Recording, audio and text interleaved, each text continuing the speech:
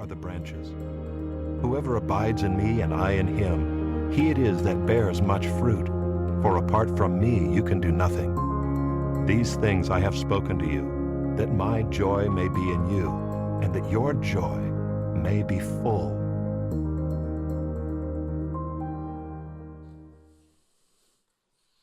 Well, good morning, Encounter Church. I'm Pastor Terry, and it is really good to have you here with us this morning on this beautiful fall day. I went out earlier this morning and was shaking hands with our parking attendants because for most of the summer, it seems, they were out there with umbrellas. And this morning, they looked so happy standing out there. It was a little cool. They had coffee in their hand and no umbrella, and it was like a great day. And so, welcome. I am glad that you chose to spend this part of your Sabbath day with us as we continue our teaching on the topic of Sabbath. I think we've had a good time. We're gaining a new appreciation for Sabbath. We're understanding a little more about what it means to keep it. We're finding out that all of our staff, all of our volunteers, myself and you, this is a tough one.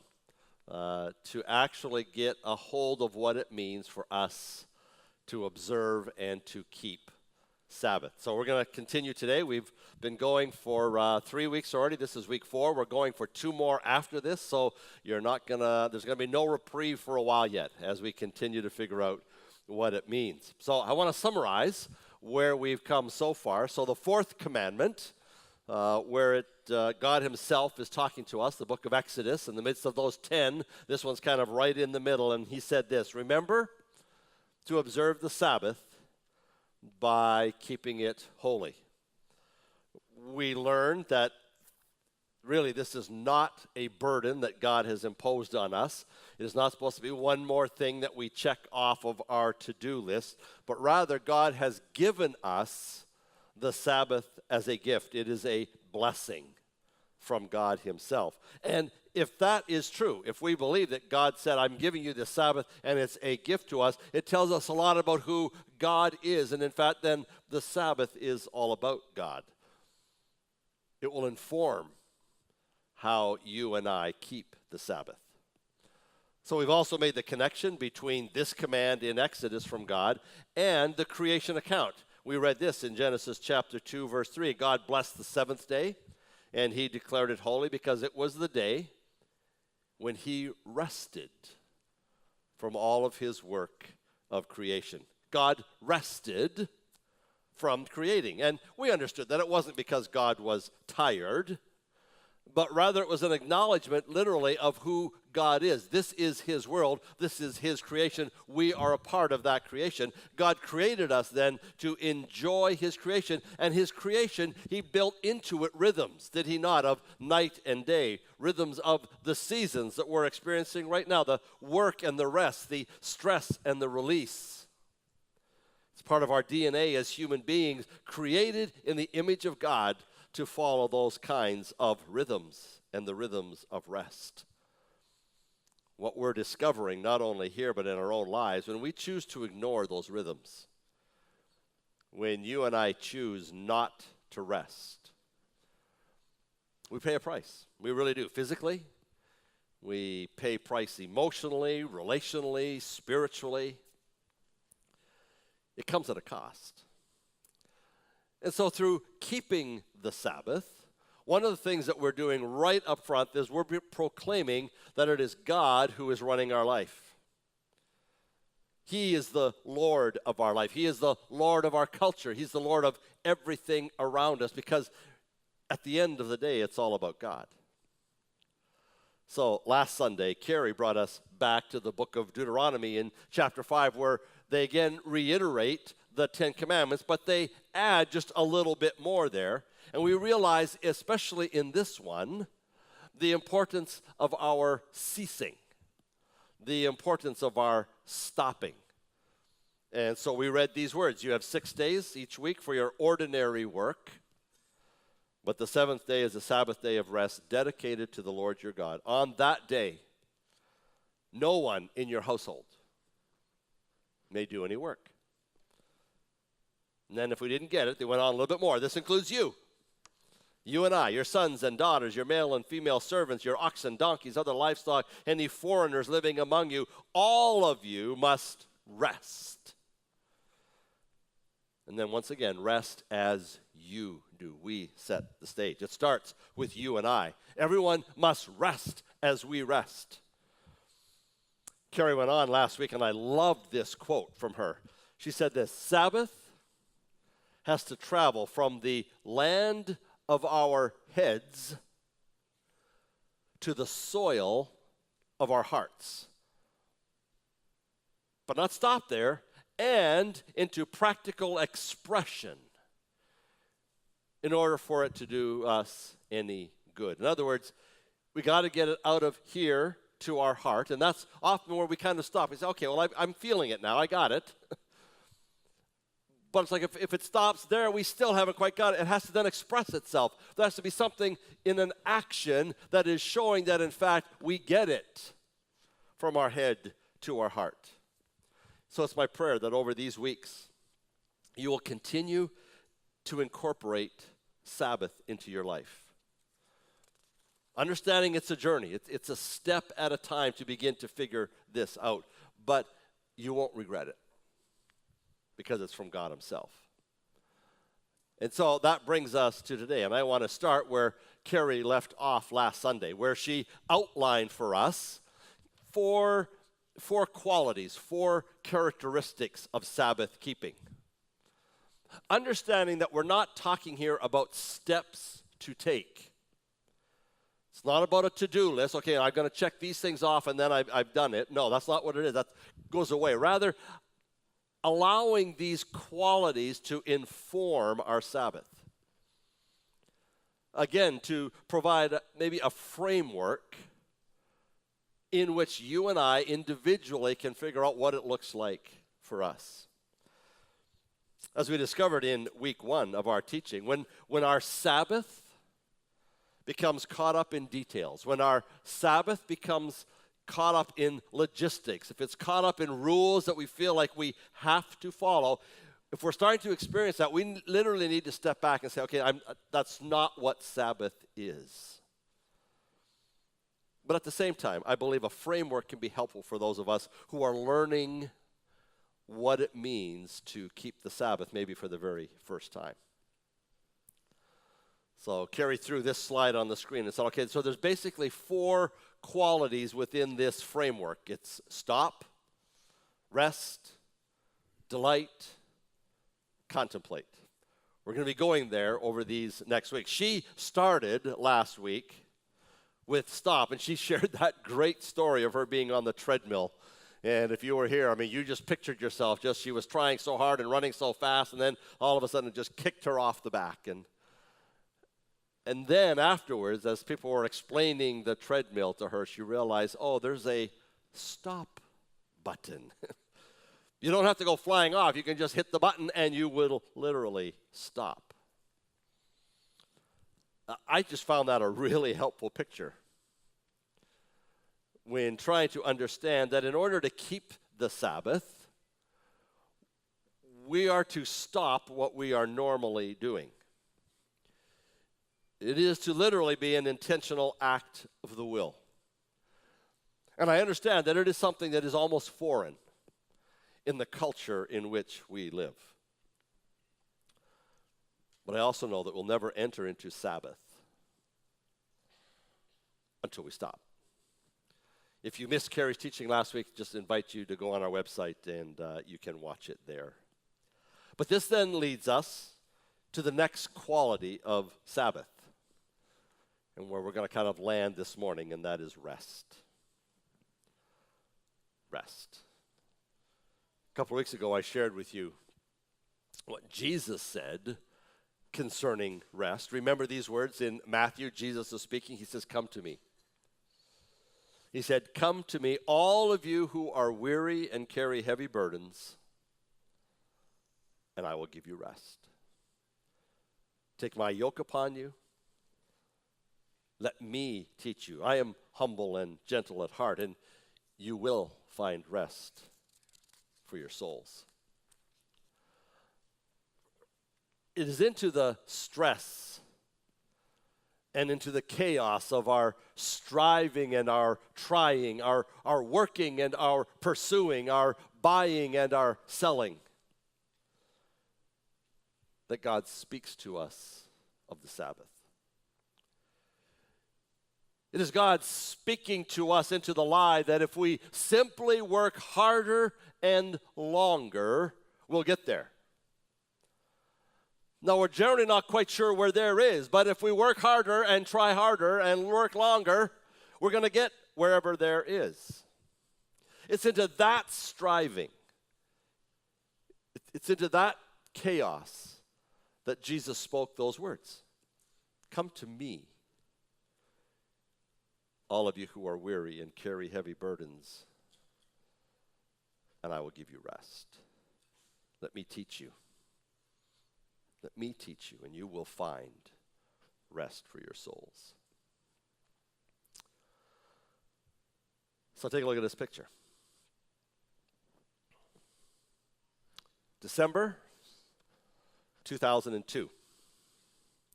Orlando, Florida. In case you haven't figured it out, that's me. Intensive care, just having come through triple bypass heart surgery. Kind of was getting along in years, or so they told me. I wasn't even 48 yet, or I just turned 48. And they said, well, you know, you're getting older. You should have things checked out. And I found myself on the operating table because I had the widowmaker, and they weren't quite sure why I was still alive, and they did their surgery.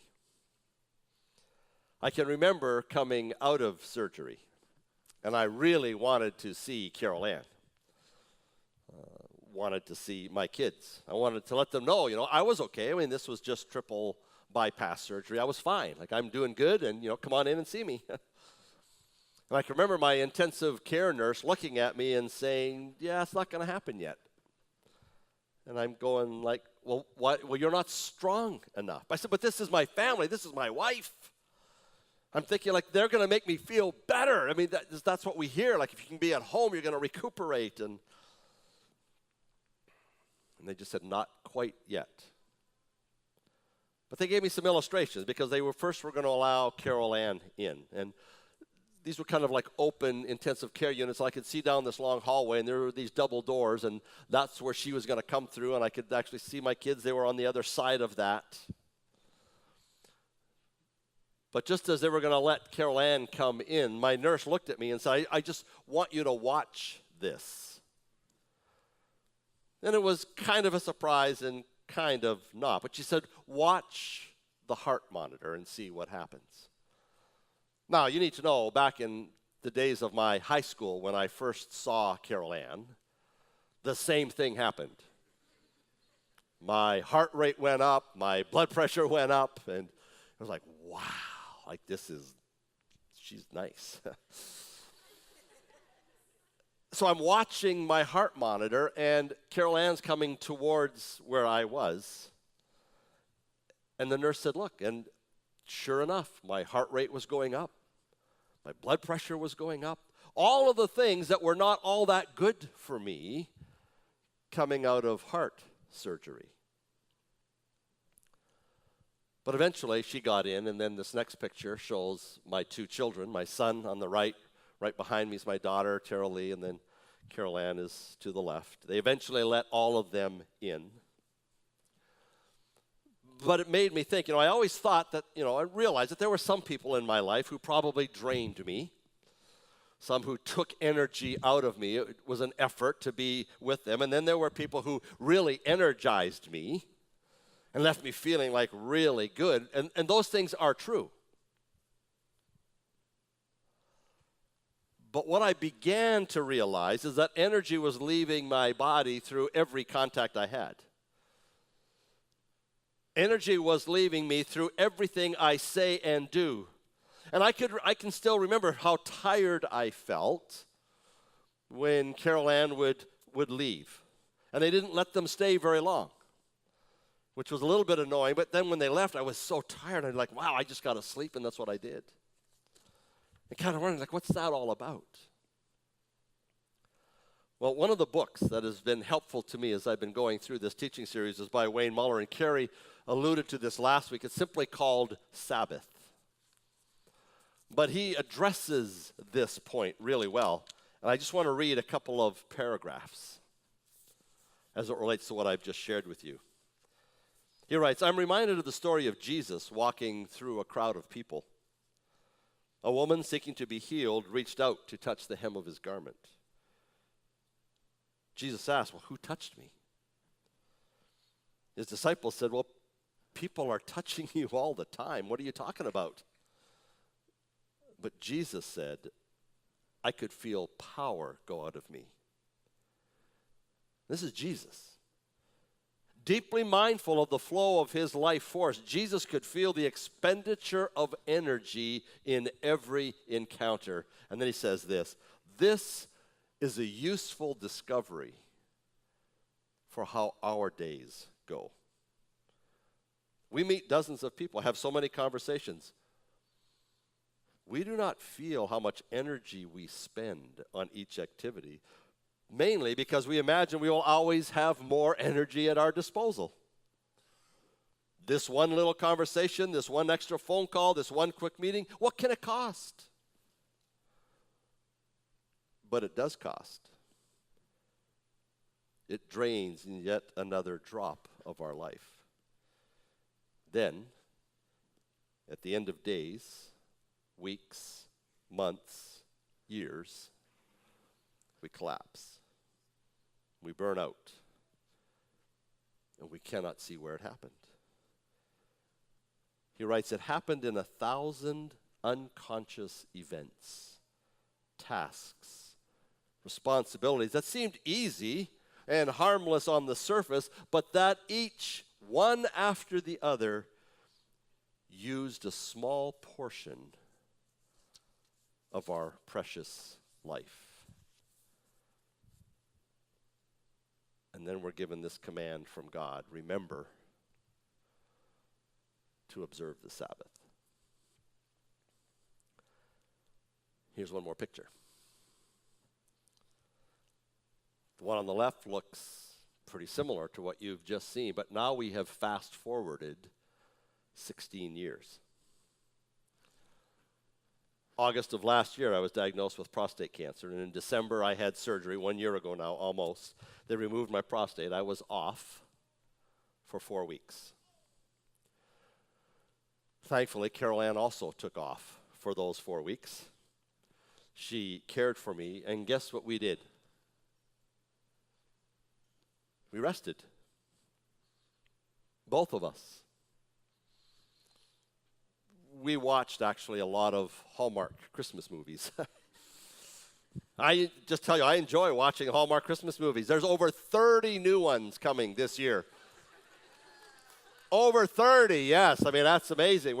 There's one for like almost more than one a day coming up. Like, it's going to be amazing. 4 weeks went by, and we both went back to work. Maybe a little early, maybe a couple of weeks early, but you know how it is, right? You can't just sit around and rest. There's so much to do. And rest was over. Now, Carol Ann and I are working harder today to set times where we can be away and where we can rest. But you know as well as we do how hard that is. We're busy. I'm busy. Carol Ann's busy. God has blessed us in what he has called us to do. But with that blessings comes, it seems, more busyness. Like there's always more to do, and that's the whole point. There is always more to do. But that's the point of Sabbath. So I want you to listen to these words again of Wayne Muller. He writes this: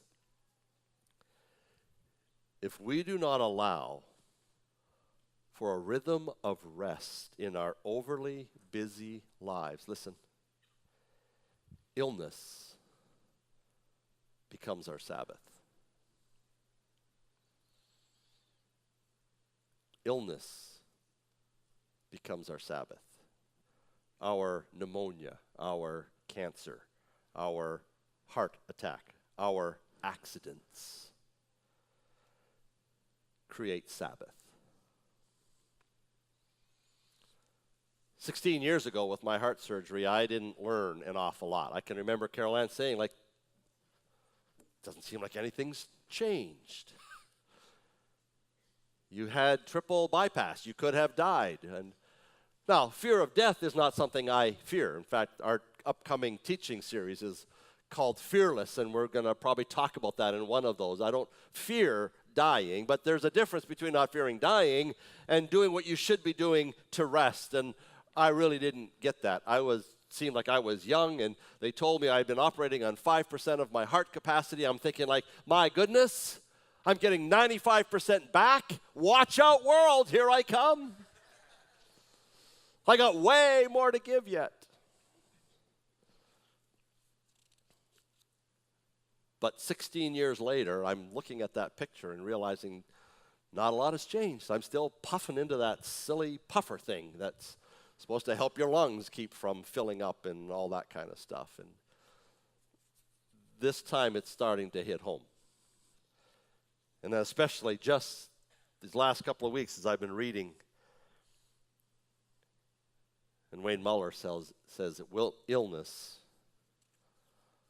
becomes our Sabbath. Illness becomes the time where we can actually now say without apology, well, I'm in the hospital, so I have to rest. In fact, people have shared that. They don't like the diagnosis, but no one comes after them when they have to rest because they're really sick. I'm not sure that's God's picture of the Sabbath, that we work ourselves to the point of illness where then we have to rest. Understand, God didn't cause my heart issues. God didn't cause my cancer. That's impossible for God. He can't do that which is fallen. But God is so good in what he allows in your life and mine that he wants to use it for our good. I didn't quite catch that the first time around. Didn't work so well with the bypass, but something is changing now, 16 years later. Slowly, but changing. Not a coincidence that God has me sharing with you for not 1 week, but 6 on Sabbath, and what it means for us to observe it. God is good like that. He's been good to me. He's going to be good to you. So I'm sharing with you the journey I'm on, that Carol Ann and I are on together. I mean, it's just hard when it comes to Sabbath and rest. Our memory verse for today is Ecclesiastes 4:6. Just wisest man who ever lived said it this way. He said, better to have 1 handful of quietness or rest than 2 handfuls of hard work and chasing the wind. In other words, it's just not worth it just to keep working and working and working and working. At the end of the day, rest is that which is most important. So I want to leave you this morning, in the time I have left, with some practical ideas on rest. That again, hopefully will give you not steps, because there are no steps for Sabbath, but a framework from which you can approach rest in your life as I want to approach it in mine. Another book that's impacted me as I've studied for this teaching is a book by Marva Dawn entitled Keeping the Sabbath Holy. And in it, she identifies several aspects, again, or qualities of holistic rest, W-H-O-L-E, holistic, that involves all of us. Realizing that the complete resting of our whole being is simply more than saying, I'm going to stop from work.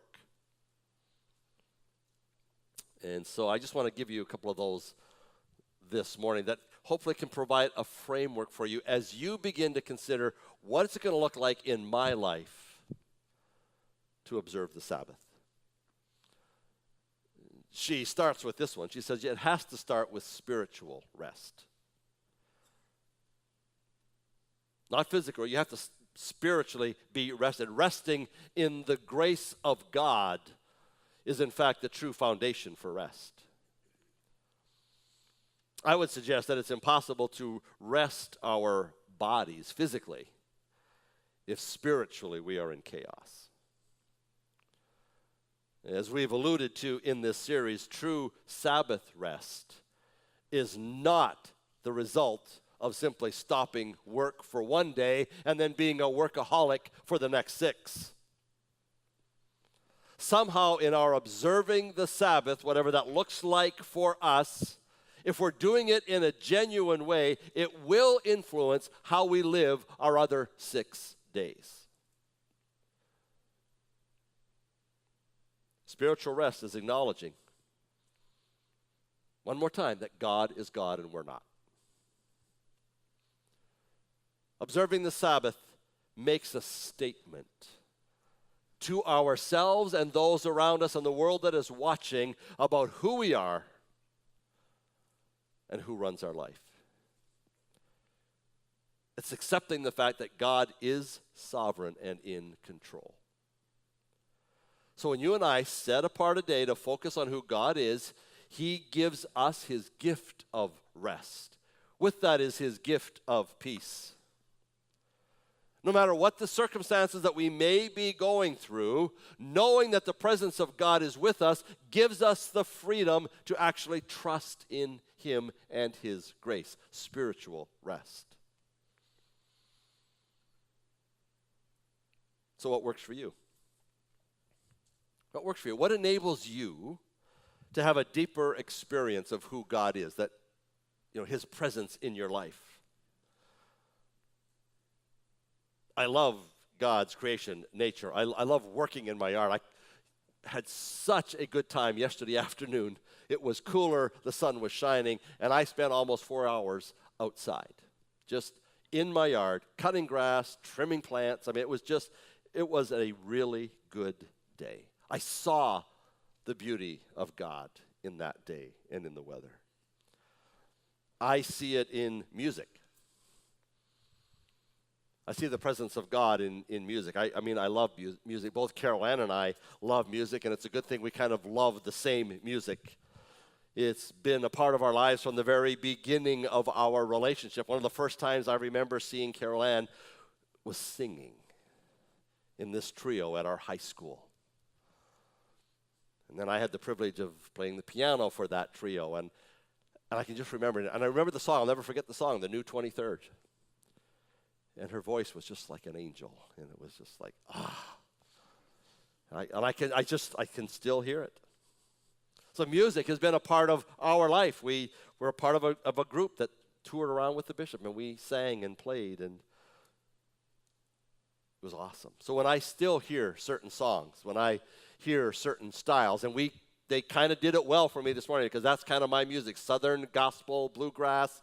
When I can hear that, the old Gaither favorites, when they come on, it's just like I get into the presence of God. I immediately, I could feel that my heart, rate will go down, my pressure will go down, because that's part of how I connect with God.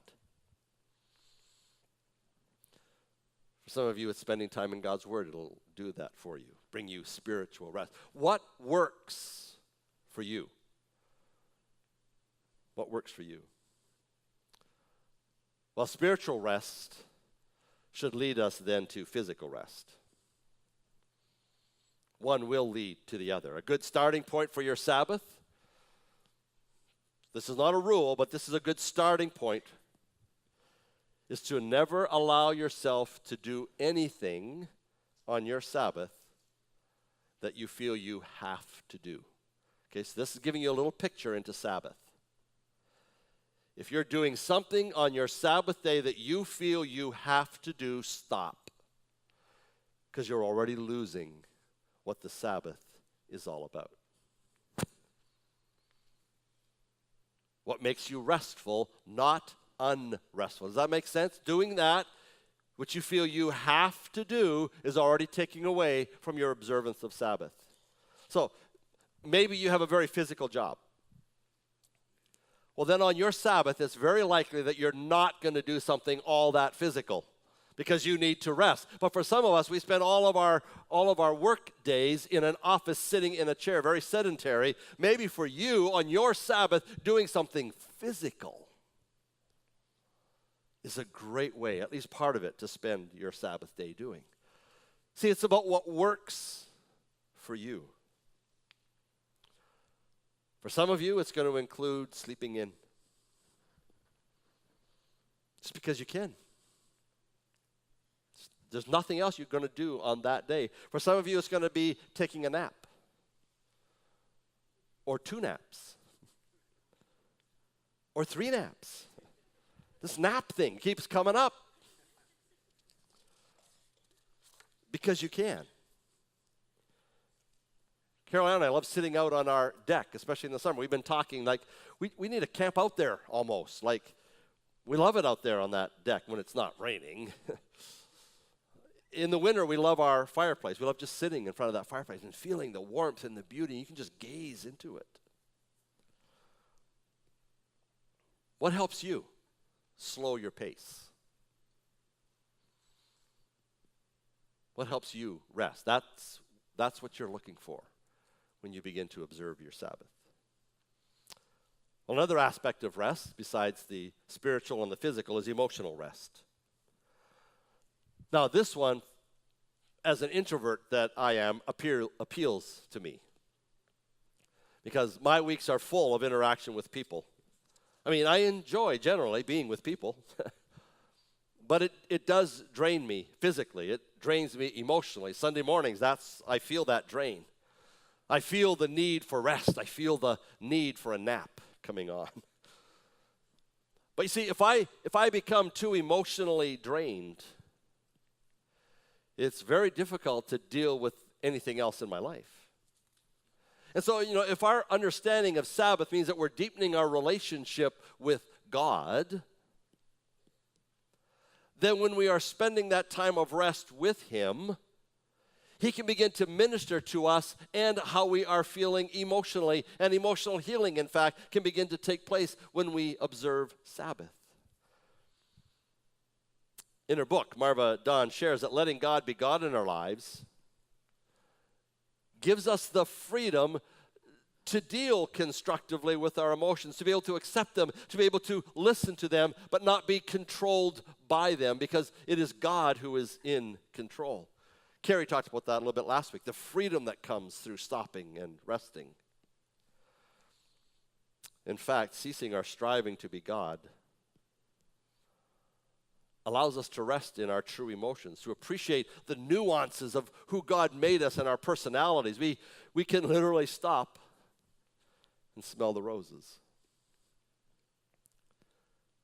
With fall coming, we can jump into leaves with ecstasy. We can appreciate colors and songs, textures that are all around us. We can cry from the depths of our souls, and we can laugh from the inmost recesses of our spirit. We can shout for joy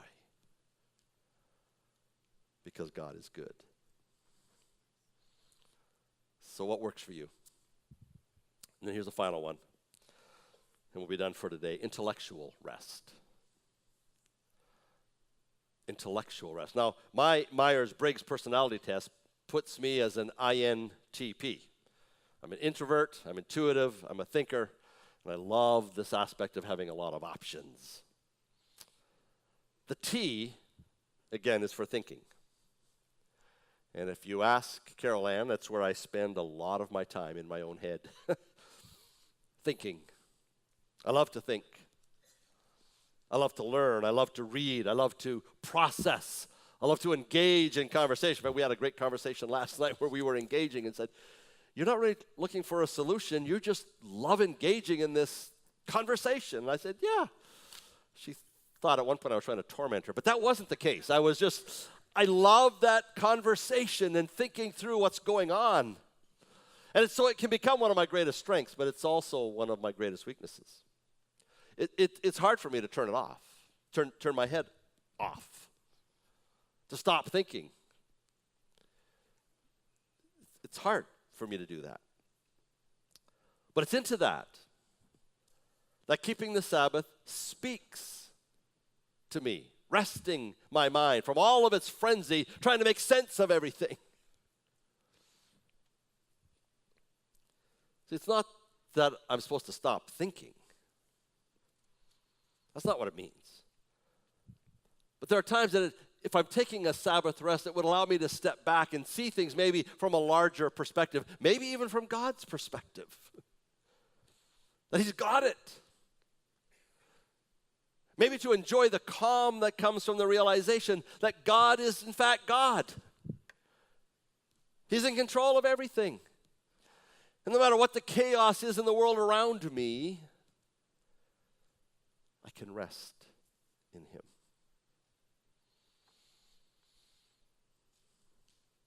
Spiritual rest, physical rest, emotional rest, intellectual rest, and there's probably other things, but what works for you?